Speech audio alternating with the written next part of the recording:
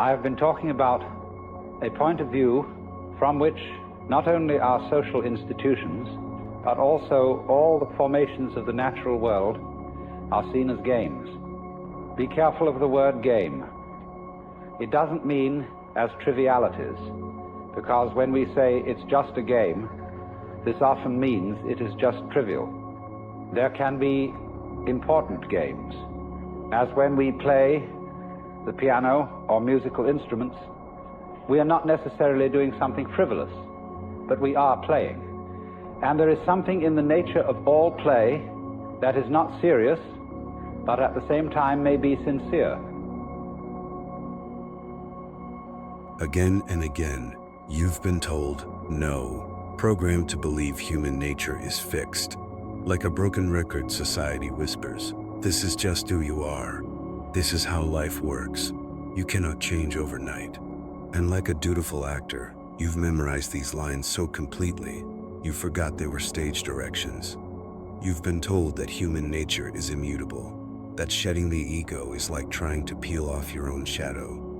But here's the secret. The ego isn't real. It's a costume you stitched together from societal expectations, past traumas, and borrowed identities. A costume so convincing, you forgot it wasn't your skin. The deadlines, the heartbreaks, the relentless chase for validation. These aren't flaws in the system. They are the system. A game designed to make you forget it's a game. Alan Watts called existence a divine improvisation, a play where the universe splits itself into infinite rules to feel alive. You agreed to this. Every tear, every sleepless night, every whispered "what's wrong with me" was written into your contract long before the curtain rose. But you got lost in the role. You mistook the script for scripture, the stage for a prison. Life feels like a film stuck on tragedy mode. You white-knuckle through crises, grieve losses as if they're eternal, and mistake chaos for collapse. But what if this is exactly what you paid to see? Watts likened existence to a movie so gripping, you forget you're in a theater. You scream when the villain appears, cry when the hero dies. Yet when the credits roll, you laugh. It was just a story, you sigh. But life's director never calls cut, so you keep reacting to layoffs, breakups, panic attacks, as if each scene were definitive. As if the screen weren't smoke and mirrors. As if you couldn't, at any moment, step into the projection booth and whisper, I chose this. All of it. Society sells courage as conquest, slaying dragons, silencing critics, conquering fear. But Watts unveiled a darker, deeper truth. True courage is surrender. Not weakness, but the audacity to let the storm rage through you. To stand eye to eye with terror and say, do your worst. This isn't nihilism. It's alchemy. The sword hanging above your head, it was never meant to fall.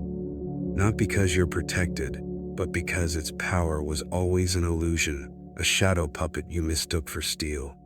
The samurai knows this when he stops flinching at the blade's whistle. The musician knows this when she stops fearing the wrong note. You're learning it now, in the way your shoulders drop when you remember. This is all voluntary. The sword cannot cut what isn't afraid to be cut. The samurai doesn't fight his opponent. He merges with the motion, the strike, the parry, the silence between heartbeats. He learns that the sword above his head isn't a threat, but a teacher.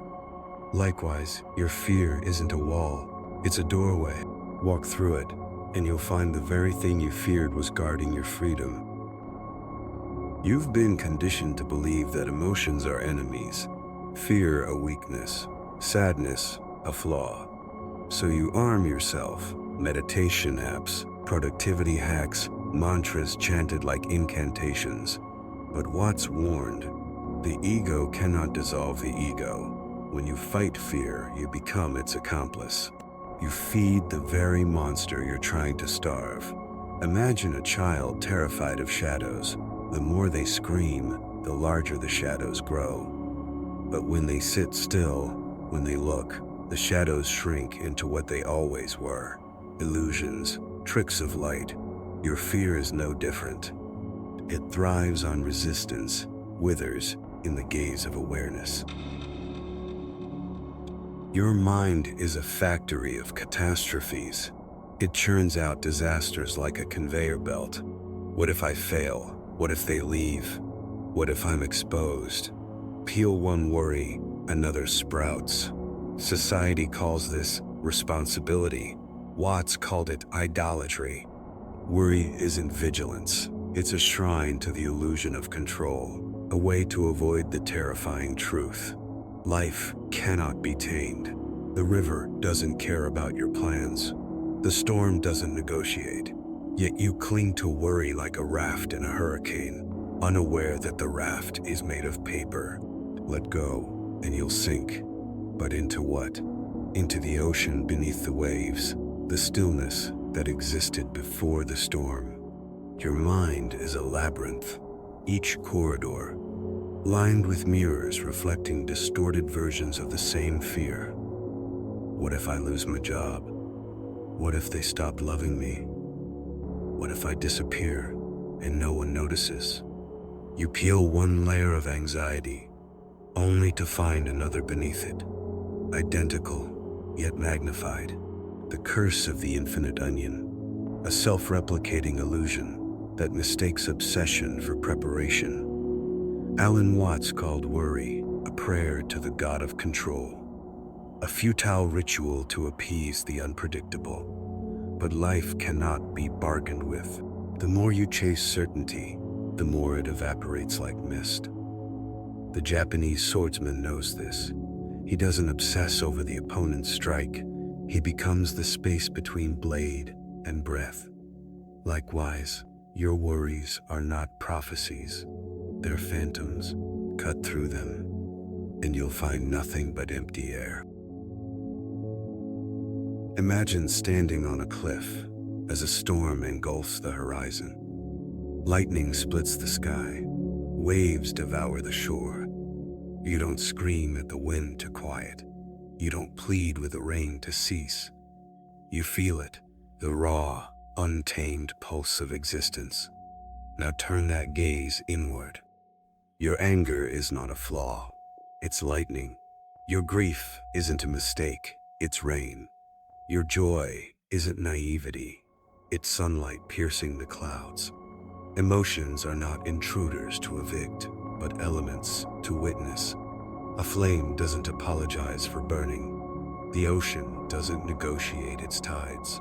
Yet, you've been taught to treat your inner world like a crime scene, analyzing every feeling for evidence of failure. Watts invites you to drop the magnifying glass. Let fear crackle through your veins like wildfire. Let sorrow rise and fall like the moon. These are not weaknesses. They're proof you're alive. He is so involved in the seriousness of the game he is playing that he is lost. He doesn't know where he started from, and he thinks he's there. But he's completely lost, because he is actually under the cover of his assurance, of his status, of his position in society. He's really a very anxious person. I said a lot yesterday about the way in which our society shows anxiety because it cannot permit the existence of people who don't belong. And it cannot really permit the criticism of laughter. Society worships at the altar of control. Plan, predict, perfect. But beneath this frenzy lies a quiet rebellion. The choice to marvel instead of manage. To trade the grindstone of worry for the telescope of wonder. When you fixate on solving life, you shrink it into a puzzle missing half its pieces. But when you contemplate it, when you watch a sunset without rushing to photograph it, or listen to a friend's pain without rushing to fix it, you touch the eternal. The modern world sells distraction as salvation, but Watts reveals the truth. Distraction is the real prison. Presence is the key.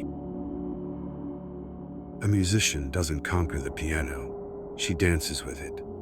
A painter doesn't defeat the canvas, he communes with it. Your emotions are no different. Stop trying to silence the storm. Learn to play its rhythm.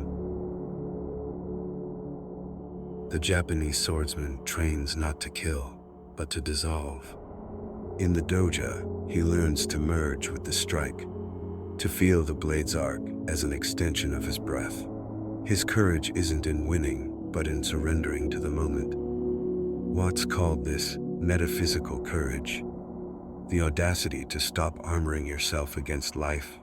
You've been taught that strength is a fortress, thick walls, locked gates, archers on the ramparts. But true power lies in vulnerability. A reed survives the hurricane because it bends. The oak snaps. Let your fears flow through you like wind through a canyon. Let doubt carve you into something hollow and holy. The swordsman's secret is simple. The blade cannot cut what it cannot catch. You've memorized your lines so well, you forgot you wrote them. The anxiety before a speech, the dread of rejection, the script whispering, "You're not enough." These are not fate, they're habits. Watts reminds us, you are not the role, you are the playwright. Every time you cling to a scene, a grudge, a regret, a fantasy of tomorrow, you freeze the play into a monument. But life is not a statue, it's a river. Let the old scripts dissolve, rewrite the narrative mid-performance. The audience, your ego, may boo, breathe now. Not to calm yourself, but to taste the air of this fabricated world. Inhale the sawdust from the stage, exhale into the darkness beyond the spotlight. The play needs your oxygen to continue.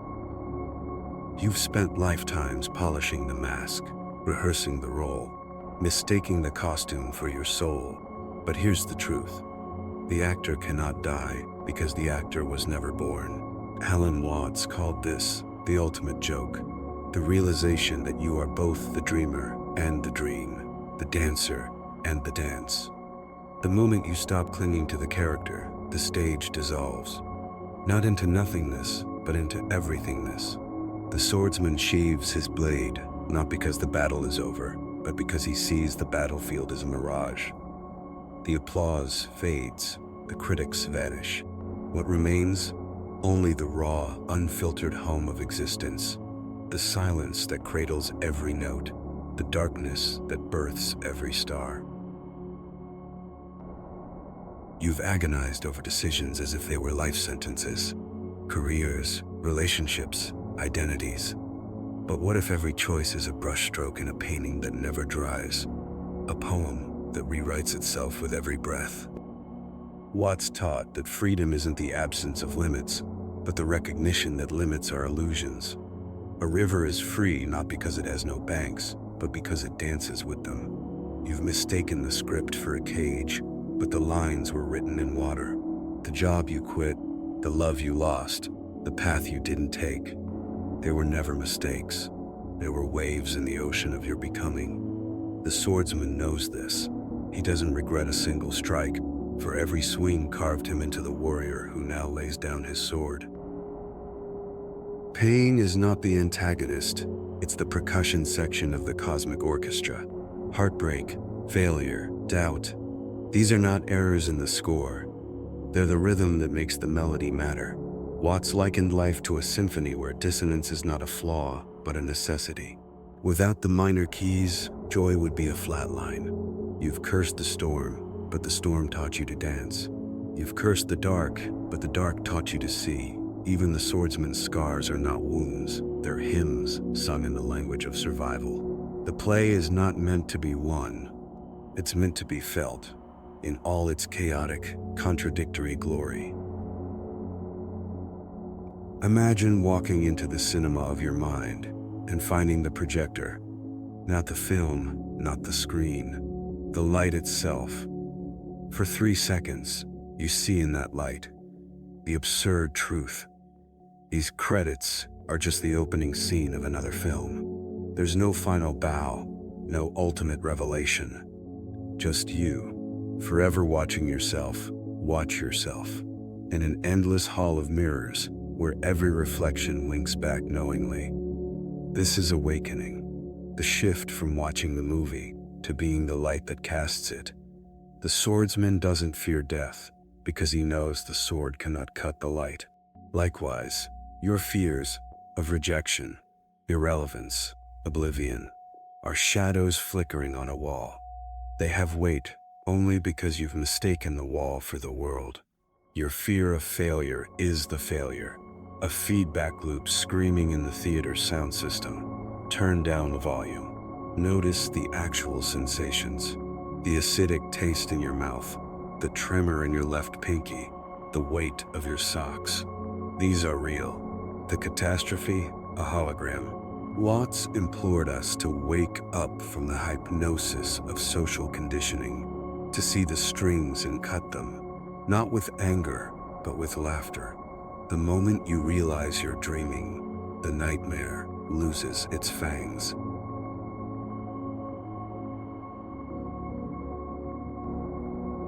This is not transcendence, it's immersion. You don't escape the play, you fall in love with it. The bills, the traffic jams, the quiet aches, they're not obstacles, they're invitations. Invitations to remember, to laugh, to taste the absurdity of a universe that dresses itself in skin and bone just to feel the wind. The swordsman, now retired, tends to a garden. His hands, once calloused from the hilt, now cradle seedlings. He doesn't mourn the blade. He knows the true fight was never outside. It was the fight to stop fighting. Watts's final lesson is this: you are already free. The cage was open all along. You were just too busy rattling the bars to notice. The play doesn't end. The masks multiply. New roles emerge: parent, mentor, wanderer, fool. But now, you wear them lightly. You laugh when the script surprises you. You weep when the scene demands it. But beneath it all, you feel the hum, the silent, ceaseless knowing that you are the stage, the audience, and the space between. The swordsman dies, as all actors must, but the light that animated him, it flickers on, in the rustle of leaves, the ripple of a pond, the breath of a child, who one day pick up the blade and begin the dance anew.